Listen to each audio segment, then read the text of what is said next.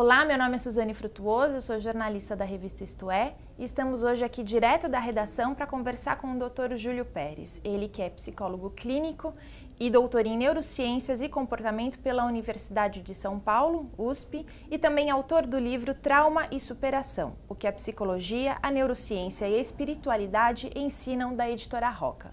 Convidamos o Dr. Júlio para conversar aqui com a gente sobre o tema pais tóxicos.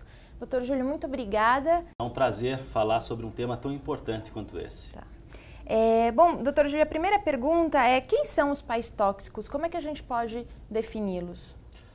Os pais tóxicos são aqueles que, consciente ou inconscientemente, causam problemas para os filhos. Quer dizer, em atitudes às vezes severas, de humilhação, possivelmente sem que os pais tenham a percepção da magnitude, do tamanho da influência que eles possam causar na depreciação do desenvolvimento de seus filhos. Que tipo de agressões, tanto físicas e psicológicas, esses pais fazem com que esses filhos sofram? Por exemplo, a humilhação, o desamparo. O problema é do pai, ou que está muito ocupado, ou que chegou nervoso do trabalho, e a criança acaba introjetando, quer dizer, colocando para dentro uma culpa, como se ela fosse a responsável por esse desafeto, por esse desamparo, pela incapacidade dela de receber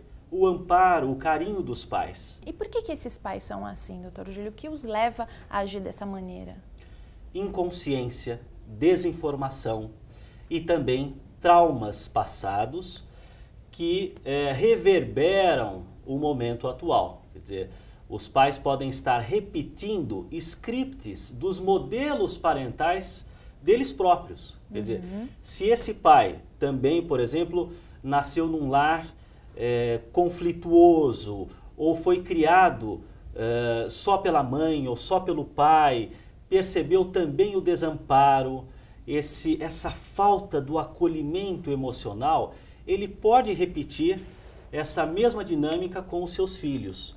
E é importante chamar atenção para isso, porque na maioria das vezes os pais não têm a consciência de que estão repetindo o trauma.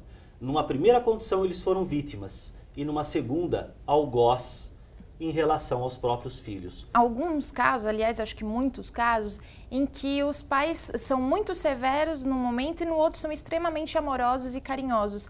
Isso não deixa a criança em dúvida do que está acontecendo? Como é que funciona na cabecinha de uma criança isso? Isso é um problema muito sério também, porque o que se estabelece é um duplo vínculo, que nós chamamos em psicologia.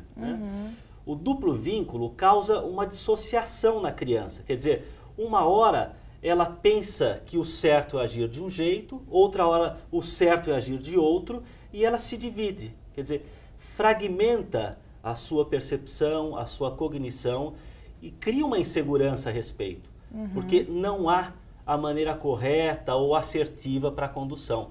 Então, esses duplos vínculos acabam disparando um quadro de extrema ansiedade na criança pertinente à dissociação. E é muito importante que os pais estejam atentos a isso, que haja uma coerência na educação.